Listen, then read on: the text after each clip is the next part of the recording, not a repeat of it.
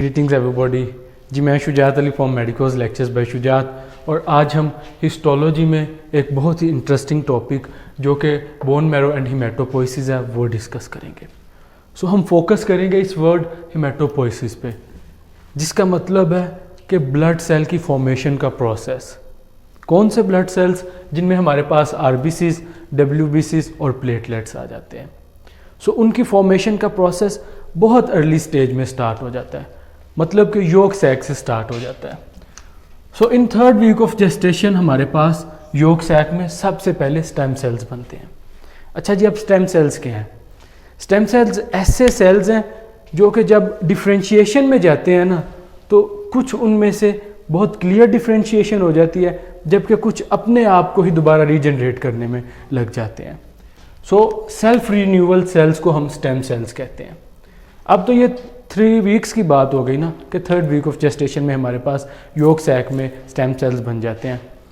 York sac के अलावा हमारे पास मेसोडर्म ऑफ एरोटा में भी स्टेम सेल्स बनते हैं, हमारे पास मेसोडर्म ऑफ गुनेड्स में भी स्टेम सेल्स बनते हैं।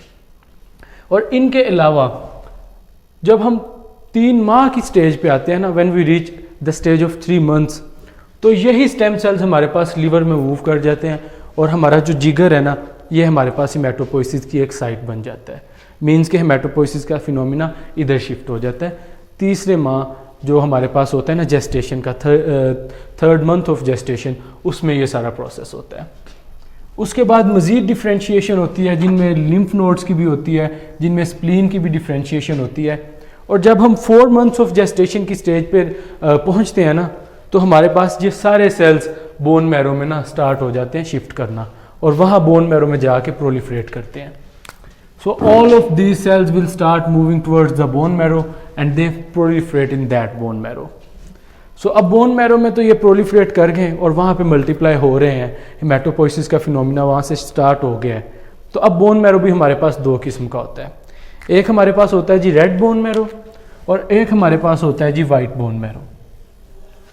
जब रेड bone marrow की हम बात करते हैं ना, तो ये एक्टिव bone marrow होता है, जबकि वाइट बोन मैरो इनएक्टिव होता है। इसमें लिपिड्स और फैट्स और दीगर चीज़ें जो है ना अकोमुलेट हो जाती हैं, और ये इनएक्टिव बोन मैरो होता है। सो हम जब बात करते हैं ना कि किन में रेड बोन मैरो होता है, किन में वाइट होता है, किन में येलो बोन मैरो होता है, तो ऐसी बात है कि जो हमारे पास फुल टर्म इन्फेंट है ना, जो बच्चा है, उसमें ये रेड बोन मैरो होता है। उसके अलावा जो हमारे पास प्यूबेरिटी तक का टाइम होता है ना, जब इंसान अपनी प्यूबेरिटी पे पहुंचता है, तो उस टाइम तक हमारे पास रेड बोन मैरो होता है, मींस के फुल एक्टिव बोन मैरो होता है। इसी तरह जब हम अपनी प्यूबेरिटी पे आते हैं, जब हम जवानी की एज पे आते हैं, तो जो बोन मैरो है ना हमारे पास, जो रेड बोन मैरो है, ये लिमिटेड हो जाता है। मतलब कि ये एक्सियल स्केलेटन पे लिमिट हो जाती है इसकी, और साथ में कुछ जो बोन्स है ना, लॉन्ग बोन्स है, जैसे ये फीमर है, इनके प्रॉक्सिमल एंड पे ये ना लिमिटेड हो जाता है। मींस कि ये यहाँ पे सिर्फ बनता है। और उसके अलावा जब हम बात करते हैं ना अपने एक्सियल स्केलेटन में, तो जैसे ये हेड है, जब हम इसका क्रॉस सेक्शन लेते हैं ना, इसके कुछ हिस्से का क्रॉस सेक्शन लेते हैं, तो ये हमारे पास एक आउटर टेबल है, ये एक इनर टेबल है, ये इनके दरमियान ट्रेबेक्युलाई मौजूद है, और ये हमारे पास जी रेड बोन मैरो कुछ इस तरह इनके दरमियान अकोमुलेट होता है। ये हमने इस छोटे से हिस्से का एक क्रॉस सेक्शन आपके सामने रखा जी। तो अब हम बात करेंगे कि बोन मैरो में हमारे पास हीमेटोपोइसिस कैसे स्टार्ट होती है, कैसे इसके स्टेप्स हैं और क्या क्या प्रोसेस से ये गुजरती है। सो सबसे पहले हमारे पास जो स्टेम सेल्स हैं ना, वो प्लूरीपोटेंट स्टेम सेल्स होते हैं। क्या होते हैं ये? कि ये ऐसे स्टेम सेल्स हैं जो कि बहुत सारे डिफरेंट टिश्यूज़ को बना सकते हैं। So too many different types of tissues they are containing, और ये बना भी सकते हैं आगे इनकी 2 में डिवीजन होती है। एक लिम्फोइड सेल्स होते हैं और एक माइलॉइड स्टेम सेल्स होते हैं। सो हम अब पहले लिम्फोइड स्टेम सेल्स की बात करेंगे, देन हम माइलॉइड की बात करेंगे। सो लिम्फोइड स्टेम सेल्स को हम मल्टीपोटेंट सेल्स भी कहते हैं। ये 3 में डिवाइड होते हैं। एक होते हैं हमारे pass pro natural killer cell, एक होते हैं प्रो टी सेल्स, एक होते हैं प्रो बी स्टेम सेल्स। सो जब हम इसको पेरिफेरल सर्कुलेशन में ये तीनों सेल्स आते हैं ना, तो ये अपनी प्रोडक्ट में कन्वर्ट हो जाते हैं। जैसा कि जब pro natural stem cell peripheral circulation में आता है, तो ये नेचुरल किलर सेल में कन्वर्ट हो जाता है। प्रो टी स्टेम सेल, ये समझने वाली बात है, ये जब आता है ना पेरिफेरल सर्कुलेशन में, तो ये थाइमस में पहले कन्वर्ट होता है, देन फिर हमारे पास टी हेल्पर सेल्स में और साइटोटॉक्सिक टी सेल में कन्वर्ट होता है। उसके बाद ये हमारे पास TH1 और TH2 में इसकी डिवीजन होती है, और यहाँ पे टी हेल्पर सेल में ये CD4 और CT3 ये इन दो चीज़ों को यूटिलाइज करता है। अच्छा, फिर TH1 और TH2 में जब ये कन्वर्ट होता है ना, तो उसके बाद बी सेल्स बनाता है। बी सेल्स में हमारे पास ये इंटरल्यूकिन 4 और इंटरल्यूकिन 5 को यूटिलाइज करके प्लाज्मा बनाता है, और उसके बाद मैक्रोफेज जो कि इसकी एंड प्रोडक्ट होती है वो बना देता है ये टी सेल।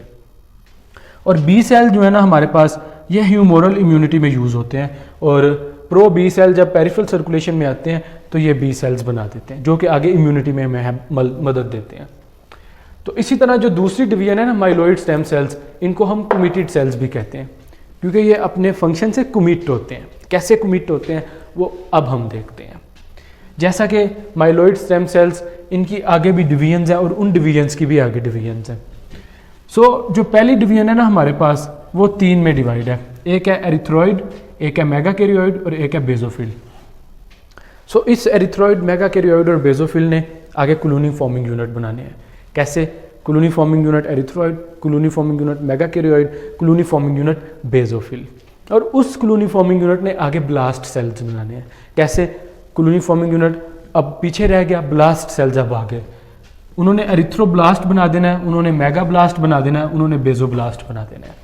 जो सेकंड सब डिवीजन होनी है ना हमारे पास, वो जी होनी है कॉलोनी फॉर्मिंग यूनिट ग्रेन्युलोसाइट्स और कॉलोनी फॉर्मिंग यूनिट मोनोसाइट्स की। तो जब मोनोसाइट आगे डिफ्रेंशिएट करेगा ना, तो वो बना देगा हमारे पास न्यूट्रोफिल्स। इसी तरह हमारे पास जो तीसरी डिवीजन होगी ना इसकी माइलोइड स्टेम सेल्स की, वो होगी जी eosinophil, colony forming unit eosinophils. जब ये डिफ्रेंशिएट करेगा तो ये इओसिनोफिल सेल्स बना देगा। इओसिनोफिल क्या होते हैं? ये बाइलोब न्यूक्लियस होता है इनके पास, और इनकी इस तरह की कुछ शेप होती है जी। तो अब हम मैक्रोफेजिस की बात करेंगे कि अगर ये मुख्तलिफ रीजन्स में हमारे जिस्म में चली जाए ना, तो क्या असरात होंगे। सो अगर ये हमारे सेंट्रल नर्वस में चली जाए ना, if macrophages are in CNS, so हमारे पास माइक्रोग्लिया होता है। लीवर के केस में हमारे पास कप्फर सेल्स हम कहते हैं इनको, एल्वुलाई के केस में हम एल्वुलर मैक्रोफेजिस कहते हैं, किडनीज़ के केस में हम मीजेंजियल सेल्स कहते हैं। अगर ये स्किन के अंदर है, अंडर स्किन है, तो हम इनको लैंगरहैंस सेल कहते हैं। इसी तरह अगर ये बोन में कोई मैक्रोफेजिस वगैरह है तो ओस्टियोक्लास्ट कहते हैं उस फिनोमिने को। अच्छा, अब हम ये तो डिस्कस कर लिया। हमारे पास ना कुछ सोल्यूबल फैक्टर्स भी होते हैं। वो क्या होते हैं? वो हमारे पास होते हैं granulocyte macrophages cell stimulating factor, thrombopoietin और एरिथ्रोपोइटिन। ये ना मार्केट में मौजूद होते हैं, मीन्स के इनको सिंथेसाइज किया जाता है रिकॉम्बिनेंट टेक्निक के थ्रू। तो ये मार्केट में ना अवेलेबल होते हैं, आम अवेलेबल होते हैं, जो हम पेशेंट्स को देते हैं ताकि उनके न्यूट्रोफिल्स का जो काउंट है ना वो इंक्रीज़ करवा सकें। तो इन हमारे पास जो सोल्यूबल फैक्टर्स है ना, इनके साथ साथ हमारे पास कुछ सेल्स भी हैं। ज़ाहिरी बात है हमारे पास कुछ साइनोसॉइड्स भी हैं और कुछ मेगाकैरियोसॉइड्स भी हैं। साइनोसॉइड्स हमारे पास वो एरिया होता है जहाँ पे प्रोजेक्शन अकर होती है। जब हम बोन मैरो का क्रॉस सेक्शन करते हैं ना, तो हमारे पास इनमें साइनोसाइड्स भी होते हैं जहाँ पे प्रोजेक्शन हमारे पास अकर करती है। इसी तरह हमारे पास प्रो एरिथ्रोब्लास्ट होता है जो कि 20 माइक्रोन जिसका डायमीटर है और बेसोफिल साइटोप्लाज्म है। इसी तरह हमारे पास अर्ली नॉर्मोब्लास्ट की एक स्टेज आती है जो कि 70 to 18 माइक्रोन डायमीटर है, बेसोफिलिक साइटोप्लाज्म है। इंटरमीडिएट नॉर्मोब्लास्ट की बात करें तो वो 12 से 14 माइक्रोन डायमीटर है और पॉलीक्रोमैटिक उसका साइटोप्लाज्म है, जो उसकी स्टेनिंग है वो पॉलीक्रोमैटिक है। लेट नॉर्मोब्लास्ट की बात करें तो वो हमारे पास जी होता है 10 माइक्रोमीटर।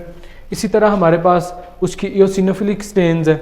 इसी तरह हम रेटिकुलोसाइट और मल्टीक्रोमैटिक नॉर्मोब्लास्ट की बात करें तो वो 8 से 9 माइक्रोन्स के होते हैं हमारे पास डायमीटर में जी। और यहाँ पे जी मेरा ये लेक्चर जो कि बोन मैरो और हेमेटोपोइसिस की हिस्टोलॉजी और पैथोलॉजी आपसे डिस्कस करना था, ये इख्तिताम पजीर होता है। उम्मीद ये है कि आपको समझ आई होगी। So don't forget subscribe medicos lectures bye Shujaat. Thank you so much.